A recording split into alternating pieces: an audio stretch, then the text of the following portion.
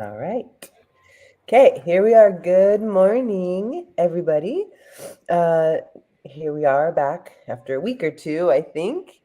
And today we are going to talk about three steps to self leadership.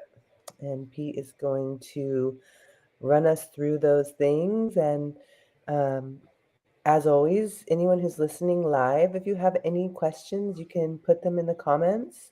Um, and anyone who's watching later, if you have any questions or want us to talk on something else, then let us know. So go ahead, take it away, Pete. Yeah. So I think of, and I was trying to figure this out over the past week or two. Of like, what's the one of the biggest things I like to do? And I like people to become their own self leaders, right? It's one where I always tell people, I'm like, if you have to come see me year after year after year, I'm probably not doing my job correctly because I want people to be able to lead themselves in their own really transformation. And it got me thinking. I was talking to a few of my clients who are kind of, whether it's in the nursing world and police and fire and EMS, and they're all burnt out, right? With everything going on in the world and just career wise and not enough staff, they're all burnt out, right? Or not all of them. I'd say 50, 60%, right? A good amount of them are burnt out. And what I took from all of those people is, well, they're not engaging in the right behaviors to be in a good space for their own wellness, right? Emotionally, physically, mentally, right? They're just going out there just to survive and letting all that take realistically a back seat. And that's one of the most dangerous things we can do because then we start getting sick and even just resentful and we hate work, even if it's a job we love, we'll end up hating it just because we're not taking care of ourselves, right? And that's where I really started thinking about that self leadership that they need to take on themselves. Because when they see me, or maybe you, or another coach, right, hypnotist, they see them for an hour a week. That's not a lot of time to create every transformation in the world. The person has to become their own self leader in this way. And so, thinking about it, working over my mind, um, it reminded me of, I can't remember. I know he was a Harvard psychologist. I think it was David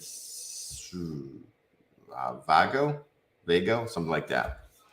Um, where that was one of his big things when he was practicing. And he had it narrowed down to really three things. And I find these three things to be very important. So the first one he always talked about was having that self awareness.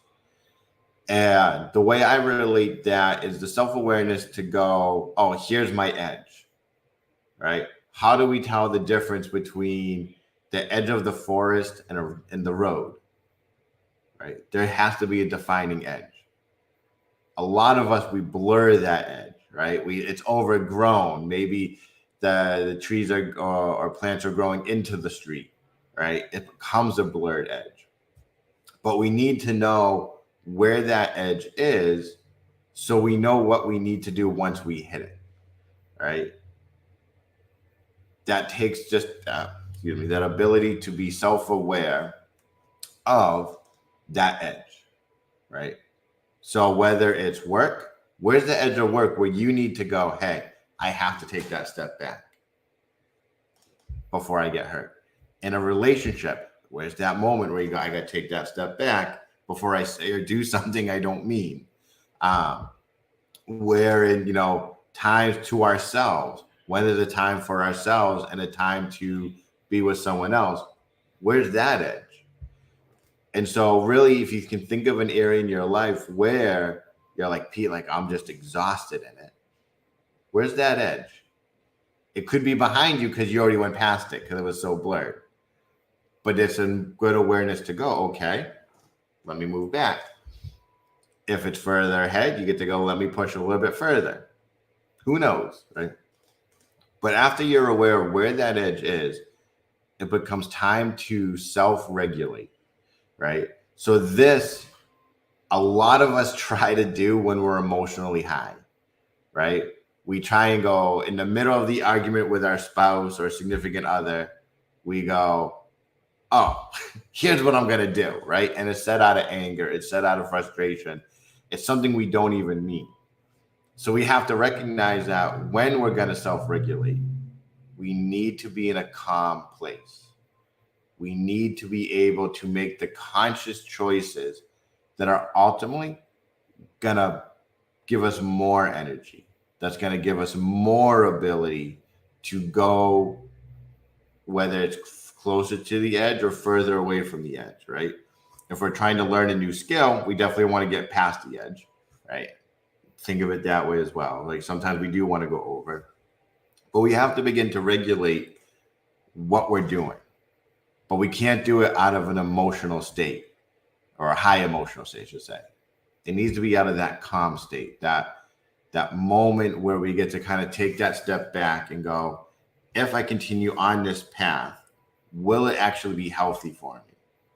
And that is a hard decision, I think, for a lot of people because they go, well, I've done that my entire life, right? These are habits that have been with me since childhood.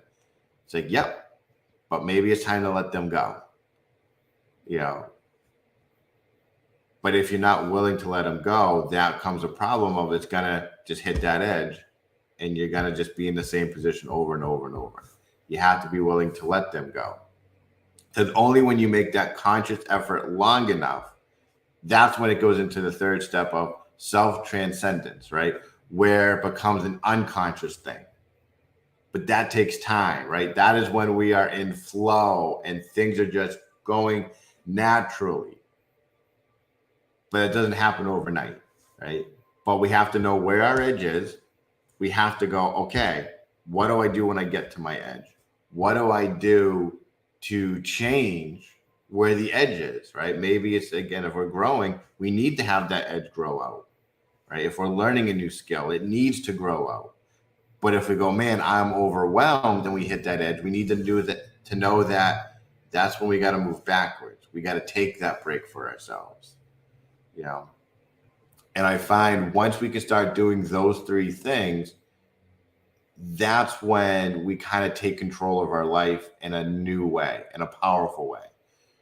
Because then, you know, I find ourselves, we're now creating the edges versus the edges just appearing out of nowhere. You know?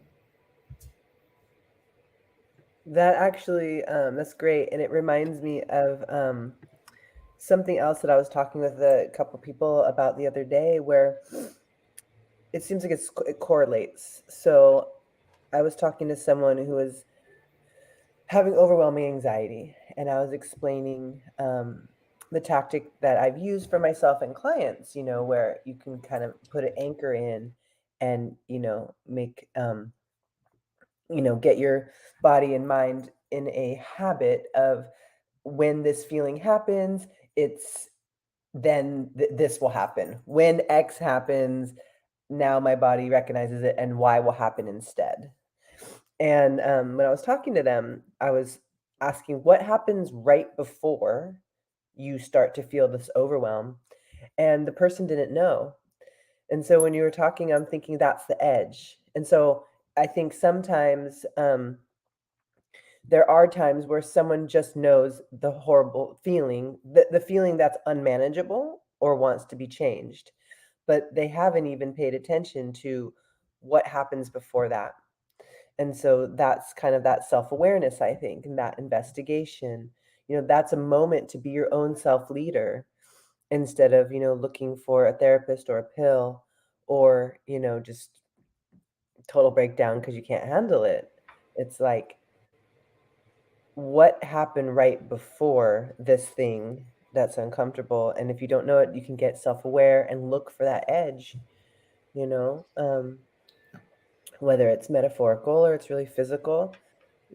For me, it's very physical. Like, I will start to feel something bubbling up in my body, and that's uncomfortable, I'm like, and relax.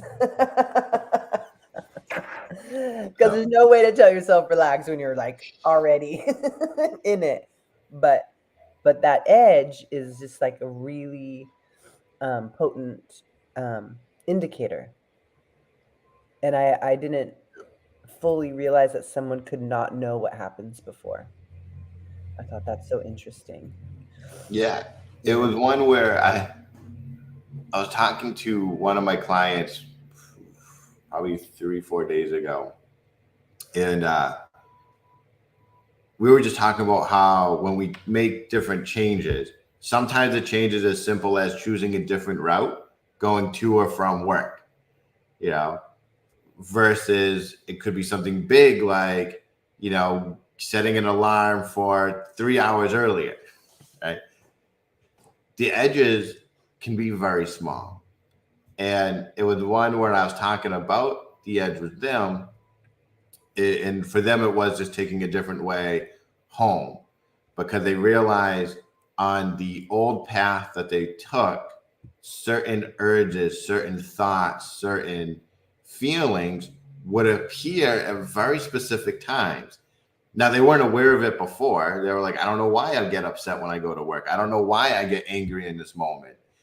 And it wasn't until I was like, take some time to become aware of what you're thinking of in that moment. As you know it's coming, become self-aware. And it was, man, they were like Pete, like these thoughts of whether it's their childhood friends, some of them were their children, some of them were their anger that they had towards certain people.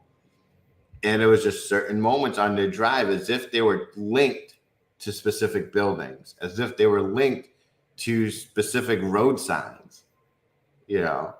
And when they started going just a different way, they felt none of that, you know. And that is just sometimes the power of going, hey, that's the edge right there, right? That is a physical path, that is an edge. But if we go a different way, none of that stuff that's on there is on this new path, you know.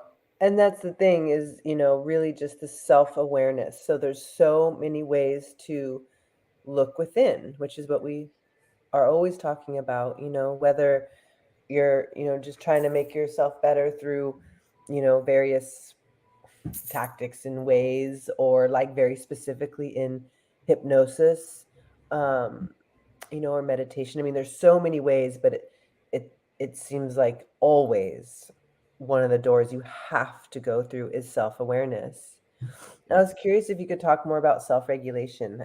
That one, I understand in theory, and then also I was hoping before the end of today, if you could maybe bring us and the viewers that we have right now and for later, um, through a little experimentation of what it might look like to Yeah. do a Yeah. little. So self-regulation is just a conscious thoughts we have, um, to know if we're getting too close, if we need to push it or back away from it. Right. So like, let's say we're trying to, let's say, learn a new language, right? That is a time we want to push the edge out, right? We want to have it grow. That's when maybe we're learning Spanish and we can't roll our R's and we get frustrated, right? The self-regulation part is going, okay, I'm going to take a step back. All right. So if I'm going to really practice rolling my R's, I need to do X, Y, and Z. Let me really practice just X, Y, and Z to really get used to that, right? If it's, maybe speaking in sentences in another language, it's not the moment where we go, man, I'm getting super frustrated because I just don't get it. I just getting angry because I can't figure out this one sentence. It's going, all right, I got to take that step back. Whew, all right, calm. Let me go back in now, right? And you'll do it better because you're not doing it out of that anger, out of that emotion, that high emotional response. You're going back in that calm way to push it out further and further. Now, let's say it's the reverse where we're burnt out at work, right? There's so much going on and we're just overwhelmed. People are calling out all the time. And we're being forced to do hours of overtime. right? And we go, man, I'm just physically drained, I'm exhausted. That's our edge saying, hey, maybe we can't do all this overtime. Hey, maybe we need a day to ourselves. Hey, maybe we got to take a self care day for us. And so when we get to that edge and we feel all this stuff, one is being aware of, well, is it work? Is it family? Is it friends? Is it something else? Right? Because maybe work isn't the problem, it's the combination of it all. And maybe we don't have to cut out work, but that means we got to cut out family or friends or whatever the other thing is, right? The hobbies. But then we look at it and go, wow, like if I were to self regulate, what would I take out? Maybe it is the work, right? Maybe I don't need to do 80 hours of overtime. I can do 20 hours, right? Or no overtime, right? But we have to be willing to do that to go, all right, so maybe I have to give up my hobby for a month so I can get really proficient at this. And then I can bring my hobby back in, right? We have to be willing to let go of something either temporarily or permanently for something else to grow and then work it back in once things work out. But that's a very conscious thing of going, I have to take a step back. I notice this is the problem. I notice this is where I got to regulate myself. You know, and for a lot of us, I see it all the time where um, we go, Pete, like I got to work that overtime. I barely get by with that overtime. It's like, yeah, I get that. But what will happen if you don't take just a day off, lose, 8 hours of overtime, and you get really sick, and then you miss out on a week worth of overtime? Which is going to be worse for you, right? Obviously, missing the week. And so sometimes we still have to go. And I'm a firm believer that our bills will always get paid. We always find a way. And sometimes we need to put ourselves first to make sure that happens. Because I know I've experienced it myself, where I would push myself hard doing 80, 100 hours a week and then being sick for like 2 weeks and then having to go back 13 steps when really all I needed to do was just to take a day to myself to go, I'm going to do nothing today. Okay, I'm back at it. And I felt good. But it's hard in the moment to always, again, when we're in that high emotion of, I need these hours to pay my bills. That's a high emotion. We're not going to think clearly. We have to go, okay, let me get calm. So if I miss one day, that's better than me missing 14 days. Yeah. Let me take that day. Yeah. Well, I love, becoming your own self leader, I think there's so many layers of what that could mean for somebody, whether that's being an entrepreneur or, just really getting back to your own life, getting healthy, um, having a happier life, um, so many of the things that we go through, becoming your own self leader. And I think these are really great tips, that self awareness and maybe finding out, like paying attention to, if you might be like, well, I know I get anxious. And when I think about this happens. It's like I was mentioning, maybe there's another way of looking, like what happens right before that, like the subtle thing, so that you can self lead yourself, so that you can bring yourself in and around it through paying attention to some other things, so that you can then figure out what you need to step back in and to self-care, or to just step back for a moment and take some breaths, that you can get back to it. And then the self-transcendence, is that just once you've attained it? Pretty much. That's when the unconscious mind has really absorbed it and we get to be in flow, right? Oh, so And then we the self-transcendence is the flow, which everyone who knows that feeling loves it. And I just want to add that when you do get to self-transcendence, to really praise yourself. That seems like a really important aspect of our growth and our healing, to like not just like keep going and dismiss it, but to really validate, I was in one place, I did this thing and this other thing, and I got there, and good job. And I've done it and I can do it again. And just let yourself really, like your psyche and everything, get used to the fact that when I put my energy and my attention and my awareness into this thing and I take these steps, this thing happened this time. And so now it'll be easier for it to happen again and again. And Yeah. that seems like a really important thing. Well, we're at our 20 minutes, but is there a little more time to just bring us and the viewers through a little something as a practice? Yeah, I say the best things we can do is to take ourselves out of the situation. So, one of my favorite, like say NLP techniques is um, man, positioning, perception, something or other. Name really becomes irrelevant. Uh, but I like it because it kind of separates everything out, right? Where you go into you remember a moment. So like if everyone just can think of a moment where maybe they felt angry, Mm. right? Think of a moment where you just felt angry and just begin to notice what was going on, like what you were seeing through your eyes in that moment, the thoughts going through your head, the people around you, the things being said, or the things you heard, or the sounds, the smells, right? Remembering that moment. And then, as if there's a security camera in the corner that's just recording it all. So, you imagine if you could all of a sudden zoom out and become that security camera, looking down on the situation from that different viewpoint, how it's usually higher at an angle looking down. And replay that whole moment again. But notice what's changed. How maybe you get to see both yourselves acting, how both of you or everyone involved is standing, the arm movements, the other things around you that may enhance this feeling of anger. So maybe you get to notice just different things as they come and go.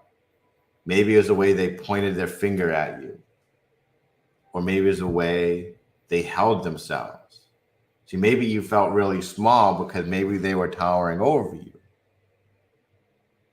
But you get to notice it from an impartial movement. See, camera has no emotions, it has no allegiances, it has nothing. It just records as it sees it. And maybe you get to begin to realize where the anger started to stem from.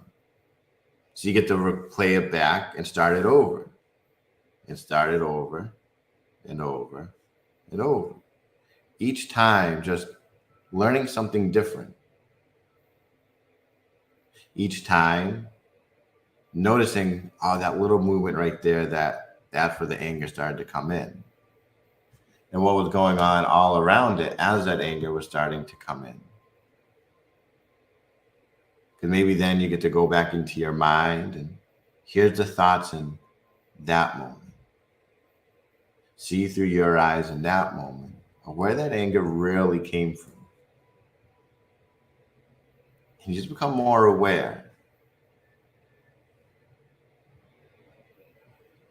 Because maybe it's the regulation of saying something that would have changed the course of the rest of the conversation, the rest of the interaction. Maybe it was changing your body so it became more relaxed in that moment. You just begin to see things differently, of how to handle it differently, how to see it differently, how to perceive it differently. To create that change in both of you through yourself first. And as you begin to notice that, and when you notice it, you get to come on back, maybe with a smile on your face, because you learned something, became more aware. It was just that one moment. So here we go. Very nice. I like that.